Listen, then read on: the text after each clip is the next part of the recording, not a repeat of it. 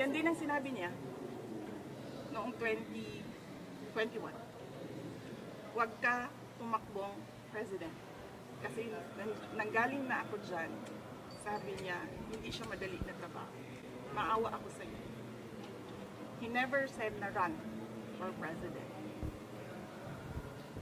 Pero ma'am, never again na po kayo to meet with the Marcos. May sasabihin pa si ma'am, sorry. Yes, I am. Yes, ayaw.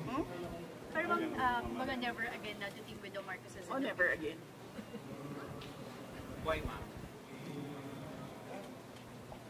Sit down tayo. Sige ma'am.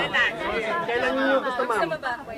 Sa baba ma'am. Ma'am, last question na lang. You kind of turned emotional when we asked you kamusta ka na kanina and you not asking for help to anyone, even kay CGMA, kay Kung Ma'am. makikita niyo, di ba, kahit asawa ko wala siya dito.